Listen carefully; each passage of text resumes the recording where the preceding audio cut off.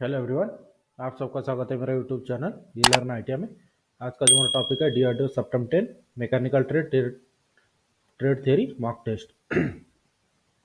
इस क्लास में हम आपको इम्पोर्टेंट मेजरिंग इंस्ट्रूमेंट के बारे में क्वेश्चन सॉल्व करके देंगे ज़्यादा से ज़्यादा। और इसी तरह के क्लास के लिए मेरे चैनल को सब्सक्राइब करके बेल आइकन को दबाएं ताकि मेरी वीडियो की नोटिफिकेशन आपको टाइम पर मिलती रहे। और इसी तरह के रेगुलर क्लास हम आपको डीआरडीओ की एग्ज़ाम होने तक करवाएंगे। जो हमारा टॉपिक है इसका डीआरडीओ सितंबर 10 mechanical trade theory mock test. यार जितने भी हम पार्ट में क्वेश्चन सॉल्व करते हैं, हर एक पार्ट के डिस्क्रिप्शन में आपको पूरे क्वेश्चन के पीडीएफ के लिंक भी मिल जाता है, जहां से आप चेक कर सकते हैं। स्टार्ट करते हैं आज का जो हमारा क्लास है। पहला क्वेश्चन है, which measuring instrument is use to measure inside outside and depth of work piece. तो जो क्वेश्चन है पूछा गया है कि कौन से मेजरिंग इंस्ट्रूमेंट की सहायता से इनसाइड आउटसाइड और कोई वर्क पीस की depth of work piece check किया जाता है, उस मेजरिंग इंस्ट्रूमेंट का नाम क्या है, यही क्वेश्चन में पूछा गया है। तो इसके लिए पहला ऑप्शन है स्टील रूल, दूसरा माइक्रोमीटर, तीसरा डायल कैलिपर, चौथा ऑप्शन है वर्नियर कैलिपर। तो जो क्वेश्चन में पूछा गया था कि वर्क पीस के इनसाइड आउटसाइड और डेप्थ ऑफ गहराई को मापने के लिए किस मेजरिंग इंस्ट्रूमेंट का उपयोग किया जाता है, तो इसका जो आंसर है option number D vernier calliper. Vernier calliper के सहायता से हम कोई भी जॉब का इनसाइड डायमीटर या फिर आउटसाइड डायमीटर या फिर कोई भी जॉब का डेप्थ हम चेक कर सकते हैं। नेक्स्ट क्वेश्चन, रिक्त स्थान is the range of bevel protractor. Bevel protractor की रेंज क्या है, यही क्वेश्चन में पूछा गया है। जो बीवेल प्रोटेक्टर हम एंगल चेक करने के लिए यूज करते हैं, तो वो कितने डिग्री तक ये एंगल चेक कर सकते हैं, उसके सहायता से यही क्वेश्चन में पूछा है। इसके लिए पहला ऑप्शन है 0 से 180 डिग्री, दूसरा ऑप्शन है 90 से 270 डिग्री, तीसरा ऑप्शन है 0 से 90 डिग्री, चौथा ऑप्शन है 0 से 360 डिग्री। तो जो क्वेश्चन में पूछा गया था कि बीवेल प्रोटेक्टर की रेंज क्या है एंगल मापने की, तो इसका जो सही आंसर है ऑप्शन नंबर ए 0 से 180 डिग्री। बीवेल प्रोटेक्टर जो होता है, इसके सहायता से हम 0 से 180 डिग्री तक के कोई भी जॉब की एंगल हम चेक कर सकते हैं। Next question, which part ensure uniform pressure on the measuring face in the outside micrometer. जो क्वेश्चन में पूछा गया है कि कौन सा भाग आउटसाइड माइक्रोमीटर में मापने वाले फेस पर समान दबाव सुनिश्चित करता है। जब हम आउटसाइड माइक्रोमीटर के सहायता से माप लेते हैं, तो उसमें जो समान दबाव सुनिश्चित कौन सा पार्ट करता है, यही क्वेश्चन में पूछा गया है। तो इसके लिए पहला ऑप्शन है बैरल, दूसरा स्पिंडल, तीसरा थिम्बॉल, चौथा है रैचेट स्टॉप। तो जो क्वेश्चन में पूछा गया था कि कौन सा भाग आउटसाइड माइक्रोमीटर में मापने वाले फेस पर समान दबाव सुनिश्चित करता है, तो इसका जो सही आंसर है option number D ratchet stop. Ratchet stop इसलिए दिया जाता है माइक्रोमीटर के पीछे, क्योंकि जब हम कोई भी माप लेते हैं तो हर एक वर्कर का माप सेम आना चाहिए, इसलिए उसमें एक स्टॉपर के जैसे वो काम करता है। जब उसमें से आवाज आने लगता है तब हमें पता चलता है कि इससे ज़्यादा हमें जॉब को टाइट नहीं करना है। इसका यही काम करता है हमारा ratchet stop. Next question, the vernier reading should not be taken at its face value before an actual check has been taken for. बहुत ही अच्छा क्वेश्चन पूछा गया है कि वर्नियर की रीडिंग उसके अंकित मूल्य पर तब तक नहीं ली जानी चाहिए जब तक उसकी वास्तविक जांच ना हो। जो क्वेश्चन में पूछा गया है कि वर्नियर कैलिपर से हमें माप तब तक नहीं लेना है जब तक उसकी जो जीरो रीडिंग होती है यह चेक ना किया जाता। मतलब कौन सा जो कोई भी मेजरिंग इंस्ट्रूमेंट होता है, तो सबसे पहले क्या चेक किया जाता है कोई भी इंस्ट्रूमेंट के साथ जब हम मेजर करते हैं, तो उसमें सबसे पहले मेजरिंग इंस्ट्रूमेंट में क्या चेक किया जाता है, यही क्वेश्चन में पूछा गया है। इसके लिए पहला ऑप्शन है जीरो एरर, दूसरा इट्स कैलिब्रेशन, तीसरा फ्लैटनेस ऑफ मेजरिंग जॉ, चौथा ऑप्शन है टेम्परेचर इक्वलाइजेशन। तो जो क्वेश्चन में पूछा गया था कि वर्नियर कैलिपर से, मान लीजिए कि वर्नियर कैलिपर से जो क्वेश्चन में पूछा गया है, वर्नियर कैलिपर से हमें कोई भी जॉब के ऊपर माप लेना है, तो माप लेने से पहले क्या चेक किया जाता है, यही क्वेश्चन में पूछा गया है। तो इसका जो सही आंसर है ऑप्शन नंबर ए जीरो एरर। जब तक हम जीरो एरर चेक नहीं करेंगे तब तक, अगर मान लीजिए कि वर्नियर कैलिपर में जीरो एरर या फिर नेगेटिव एरर पॉजिटिव एरर रहा, तो उसको उसके हिसाब से रीडिंग शो होता है। तो इसलिए तो हमारे वो एक्यूरेट रीडिंग नहीं होती, इसलिए कोई भी मेजरिंग इंस्ट्रूमेंट यूज करते समय उसकी जीरो रीडिंग चेक करना चाहिए। Next question, what is the smallest possible measurement that can be taken with the depth micrometer. Depth micrometer के सहायता से सबसे छोटा माप कौन सा हम ले सकते हैं, यही क्वेश्चन में पूछा गया है। तो इसके लिए पहला ऑप्शन है 0.01, दूसरा ऑप्शन है 0.02, तीसरा ऑप्शन है 0.01 mm, 0.001 mm, तीसरा ऑप्शन है 0.002 mm।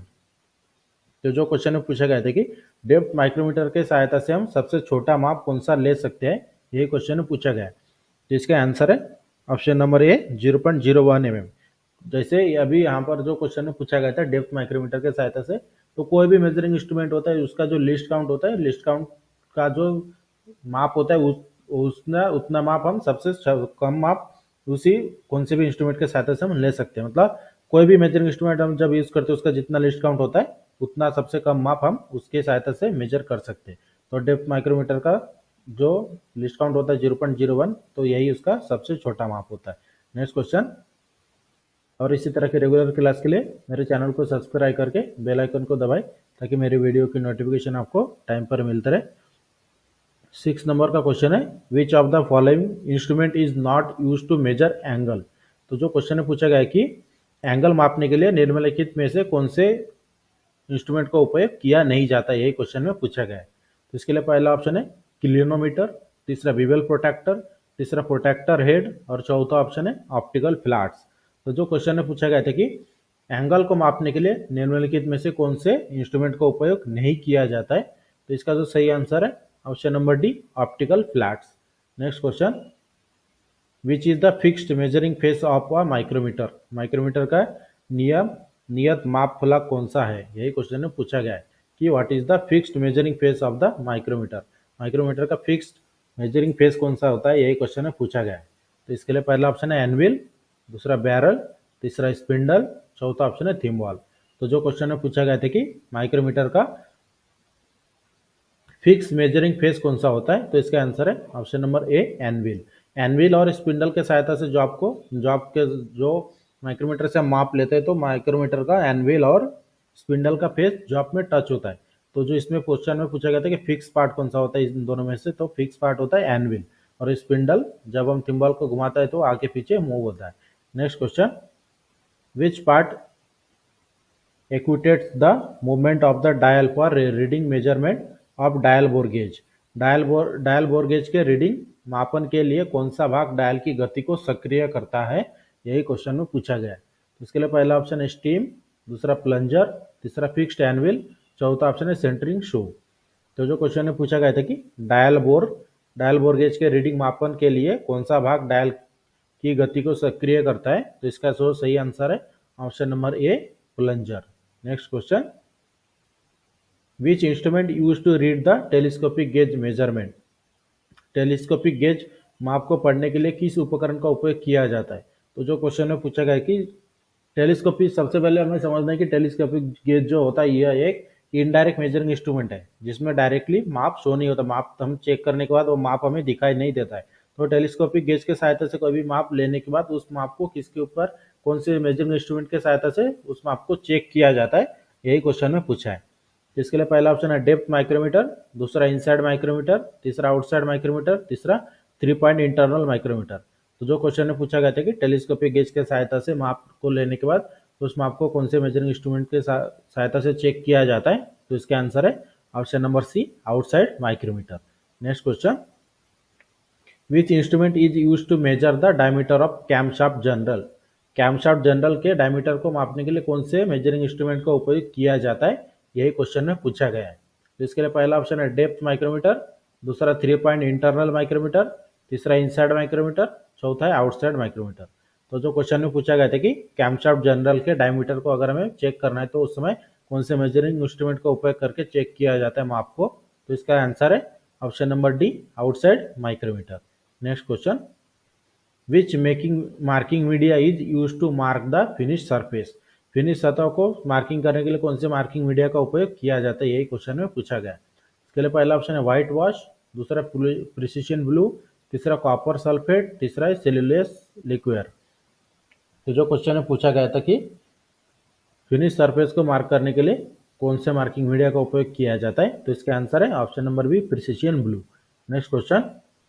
What is the least count of vernier caliper in the metric system. Metric system में वर्नियर कैलिपर का लिस्ट काउंट कितना है, यही क्वेश्चन ने पूछा है। तो इसके लिए पहला ऑप्शन है 0.1 mm, दूसरा ऑप्शन है 0.01 mm, तीसरा ऑप्शन है 0.02 mm, तीसरा ऑप्शन है 0.001 mm। जो क्वेश्चन में पूछा गया था कि मेट्रिक वर्नियर कैलिपर का लिस्ट काउंट कितना होता है, तो इसका आंसर है option number C 0.02 mm। Next question, which instrument is use to check the right angle. Right angle को चेक करने के लिए कौन से मेजरिंग इंस्ट्रूमेंट का उपयोग किया जाता है, कौन से इंस्ट्रूमेंट का उपयोग करते हैं जो आपकी राइट एंगल अगर हमें चेक करना है तो इसके लिए पहला ऑप्शन है स्टील रूल, दूसरा ट्राई स्क्वायर, तीसरा फर्म जॉइंट कैलिपर, चौथा ऑप्शन है स्प्रिंग जॉइंट कैलिपर। तो जो क्वेश्चन में पूछा गया है कि कोई भी जॉब का अगर हमें राइट एंगल चेक करना है तो उस समय कौन से इंस्ट्रूमेंट का उपयोग किया जाता है, तो इसका आंसर है option number B try square. Try square का काम यही होता है कि कोई भी जॉब का राइट एंगल चेक करना। Next question, which instrument is not use to check the inside size of slot. जो क्वेश्चन में पूछा गया है कि स्लॉट के अंदर के आकार की जांच के लिए किस उपकरण का उपयोग नहीं किया जाता है इन निम्नलिखित में से। तो इसके लिए पहला ऑप्शन है वर्नियर कैलिपर, दूसरा आउटसाइड माइक्रोमीटर, तीसरा इनसाइड माइक्रोमीटर, चौथा टेलीस्कोपिक गेज। तो जो क्वेश्चन में पूछा गया था कि कौन से इंस्ट्रूमेंट का उपयोग स्लॉट और उसके आकार की जांच का माप लेने के लिए नहीं किया जाता है, यही क्वेश्चन में पूछा गया था। तो इसका जो सही आंसर है option number B outside micrometer. Outside micrometer का उपयोग कोई भी जॉब के इनसाइड साइज, अंदर की साइज या फिर स्लॉट का माप मापने के लिए नहीं किया जाता है। Next question, which types of chisel is use for squaring material at the corner. Material के कॉर्नर को चौकोन करने के लिए किस प्रकार की चीजल का उपयोग किया जाता है, यही क्वेश्चन ने पूछा है। तो इसके लिए पहला ऑप्शन है फ्लैट चीजल, दूसरा हाफ राउंड चीजल, तीसरा क्रॉस कट चीजल, चौथा ऑप्शन है डायमंड पॉइंट चीजल। तो जो क्वेश्चन ने पूछा गया है कि मटेरियल के कॉर्नर को स्क्वायर करने के लिए किस प्रकार की चीजल का उपयोग किया जाता है, तो इसका आंसर है option number D diamond point chisel. Next question, how many equal thimble division are made outside the micrometer. जो क्वेश्चन में पूछा गया है कि माइक्रोमीटर के बाहर कितने बराबर थिम्बल डिवीजन बने होते हैं।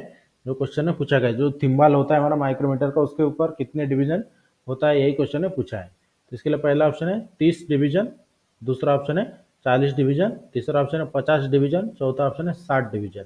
तो जो क्वेश्चन में पूछा गया था कि माइक्रोमीटर के बाहर जो थिम्बल होते हैं उसके ऊपर कितने डिवीजन होते हैं, तो इसका आंसर है ऑप्शन नंबर सी 50 डिवीजन, मतलब 50 डिवीजन होते हैं।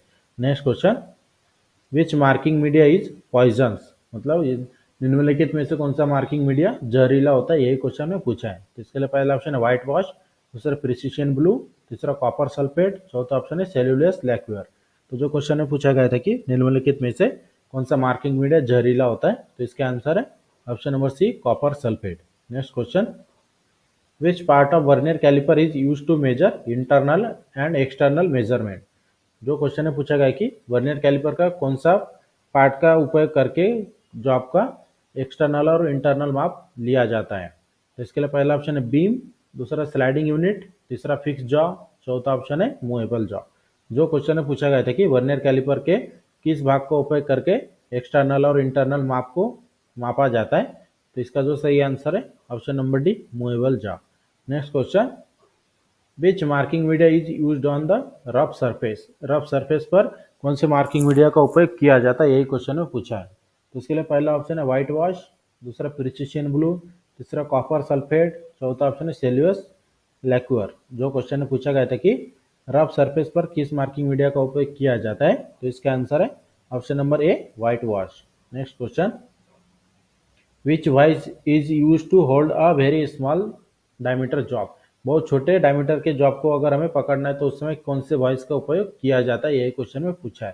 इसके लिए पहला ऑप्शन है पाइप वाइज, दूसरा हैंड वाइज, तीसरा पिन वाइज, चौथा ऑप्शन है टूल मेकर वाइज। तो जो क्वेश्चन में पूछा गया था कि बहुत छोटे डायमीटर वाले जॉब को पकड़ने के लिए कौन से वाइज का उपयोग किया जाता है, तो इसका आंसर है option number C pin vice. Next question, which material is used in the outside micrometer anvil.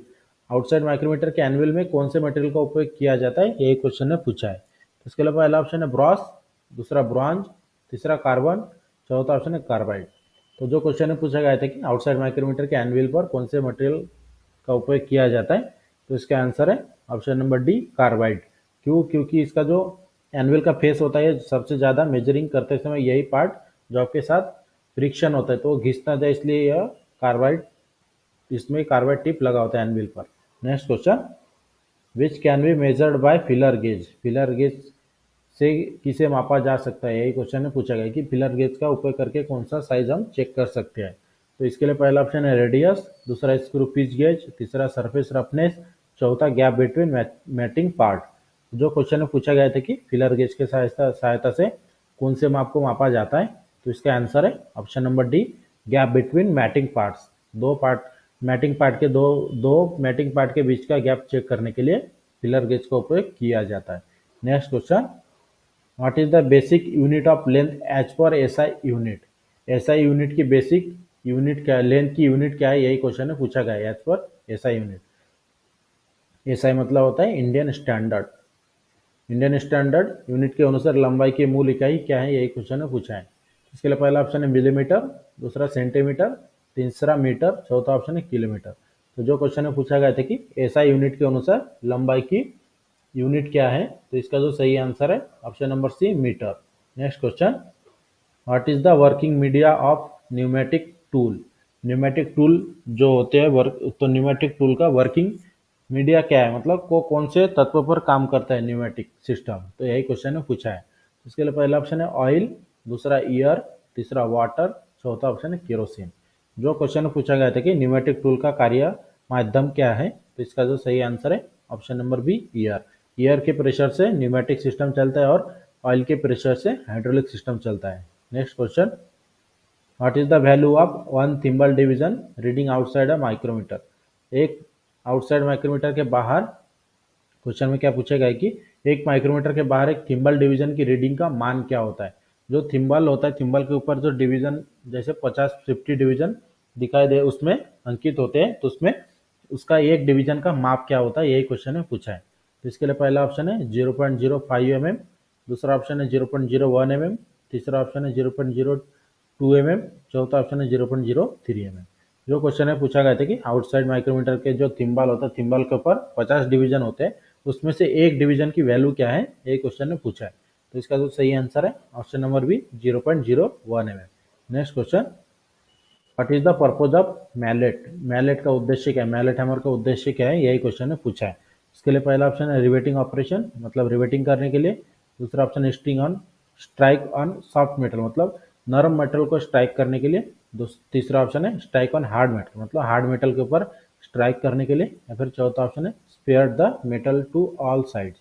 जो क्वेश्चन में पूछा गया था कि मैलेट हैमर का उद्देश्य क्या है, तो इसका आंसर है option number B, strike on soft metal, मतलब नरम धातु के ऊपर स्ट्राइक करने के लिए मैलेट हैमर का उपयोग किया जाता है। Next question, what is what is the use of bench wise. Bench wise का यूज क्या है, यही क्वेश्चन ने पूछा है। इसके लिए पहला ऑप्शन है to hold a work piece, मतलब वर्क पीस को पकड़ने के लिए। दूसरा ऑप्शन है टू होल्ड अ टूल, मतलब टूल को पकड़ने के लिए। तीसरा ऑप्शन है to hold a work table, मतलब वर्क टेबल को पकड़ने के लिए। फिर चौथा ऑप्शन है टू होल्ड अ चक, मतलब या फिर चक को पकड़ने के लिए। तो जो क्वेश्चन में पूछा गया था कि बेंच वाइज का उपयोग क्या है, तो इसका जो सही आंसर है option number A, to hold a work piece, मतलब जॉब को पकड़ने के लिए बेंच वाइज का उपयोग किया जाता है, उसके बाद उसके ऊपर कोई भी ऑपरेशन करते हैं। Next question, what is the material use to make Allen key. Allen key बनाने के लिए कौन से मटेरियल का उपयोग किया जाता है, यही क्वेश्चन में पूछा है। इसके लिए पहला ऑप्शन है कास्ट आयरन, दूसरा एल्यूमिनियम अलॉय, तीसरा हाई स्पीड स्टील, चौथा क्रोम वनेडियम स्टील।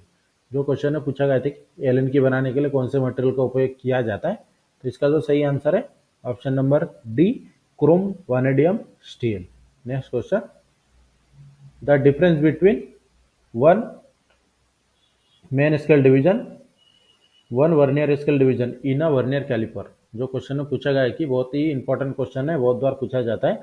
एक वर्नियर कैलिपर में एक मेन स्केल डिवीजन और एक वर्नियर स्केल डिवीजन के बीच का अंतर को क्या कहा जाता है, यही क्वेश्चन में पूछा गया है। इसके लिए पहला ऑप्शन है 0.02 mm, दूसरा ऑप्शन है 1 mm, तीसरा ऑप्शन है 0.2 mm, चौथा ऑप्शन है 0.03 mm।